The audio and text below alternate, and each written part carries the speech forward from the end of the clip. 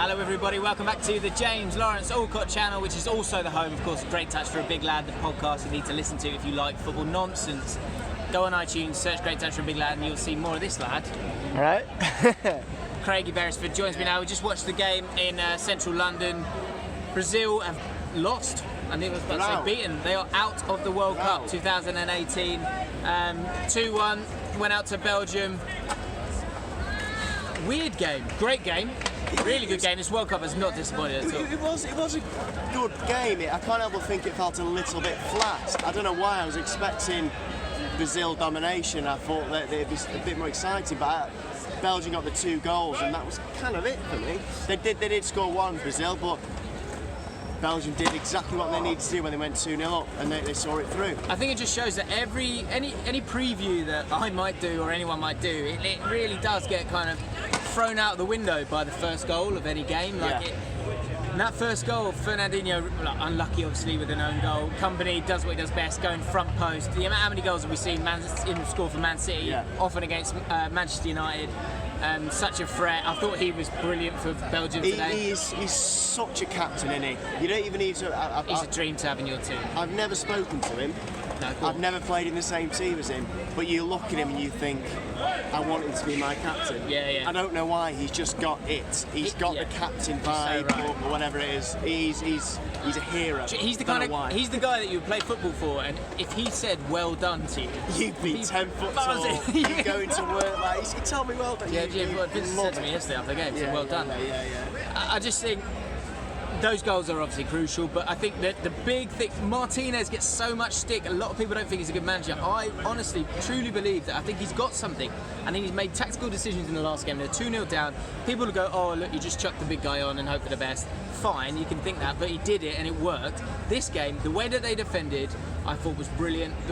And this is a Belgian side that doesn't defend often. They're playing against teams that are far better than them. And he's played against a Brazil side. And they were narrow, they had men back, they didn't press. Often people looking at teams to press, they didn't bother doing that. They had 3 guys up top in De Bruyne, Hazard and Lukaku, and they were happy to defend deep because it allowed them to counter-attack, and I thought that helped them a lot. It's quite interesting because Belgians, correct me if I'm wrong, Jay, but for me, Belgians, their strength is their front 3 and their centre-backs.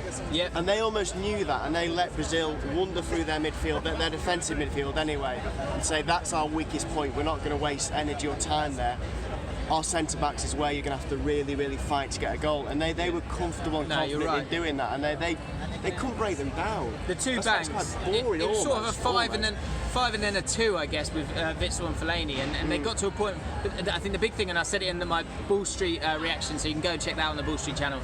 The big thing was that they were narrow, and so that meant that they could get wide if they wanted to, and they could put a cross in if they wanted to. But you've got Company, you've got Vertonghen, you've got Alderweireld. Those 3 centre-backs are unbelievable, and I think people will go into this game thinking Brazil are the favourites, and I get that, but I think the prestige of Brazil and what they're about clouds how good this Belgian side is. I completely agree. There's going to be 2 write-ups for this game. One is going to be Brazil dominated and were unlucky.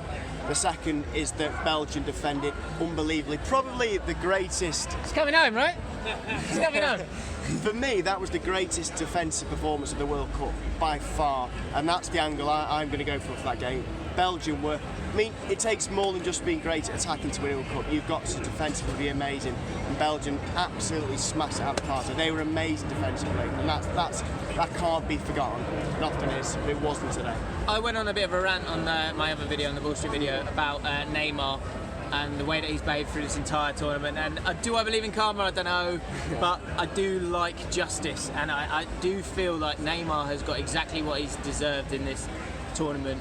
His behaviour has been unacceptable. I know people made a big thing about it, but they've been given ammunition to make a big thing about it. And again, today, and I said it in the other video for Bull Street, it was totally encapsulated in that final chance. If he was concentrating on the ball and heading that ball, and that was the only thing he was thinking about, he might have won that header. We might have been in extra time. He got a slight knock to his face. But his concern is not going and winning the game with the unbelievable talent that he has. It's what can I get out of this situation? And I don't think that's going to get you where you want to be. Neymar's had a nightmare going into this World Cup, or rather going to the last World Cup. It's coming home, isn't it? It's coming on, mate. It's Coming on, mate. Come on. Friday night. Who should have won that? Are we recording? Yeah. Belgium, of course, I want to Yeah, Belgium. Hey, happy days. Nice one. Have a good night, boys. Cheers, boys. 2-1, he wasn't watching it, was he? Anyway, I thought I was going to say now. Neymar. Yeah, going into the last World Cup in Brazil, he was at Barcelona, he was the next big thing. What a difference 4 years it makes. I mean, it's a now. big thing. But he's left Barcelona to PSG, which is a bit questionable. He's now known for this serial diver. His status on the world stage has taken a massive dive this last 4 weeks. Nice. This last year, I didn't even mean it. It has taken a massive dive. And it's a shame because he was on for the Ballon d'Or, and I feel he's really tripping his career up a little bit at the moment. And maybe it's a shame. I shouldn't care that much. I'm not bothered. But I couldn't care less. I think I like integrity in sport, and I think look, this is a QPR fan talking about a Chelsea player, Hazard. He gets kicked and kicked and kicked, and he keeps getting on, keeps getting up, and he's a lifeline for teams. When you got your back against the wall, he beats a man, gets a foul, happy days. Cleaned up.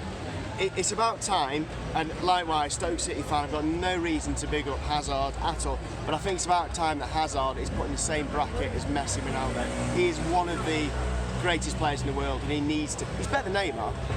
Every time I've watched Hazard, he's the best dribbler in the world, better than Messi for me. I think he's unbelievable, and I think he deserves to win this World Cup if Belgium should go all the way. He's unbelievable. But England are going to win them. Well, I want England to win, but if Belgium did win it, I'd be happy for Hazard because he deserves it. Okay, I think that's a good place to end it. Let me know your thoughts, lads and ladies. What do you think? Is Hazard as good as Neymar, Ronaldo, Messi and all those guys? Let me know in the comments below. Are we right in what we're saying? Are we being harsh on Neymar? Let us know in the comments below.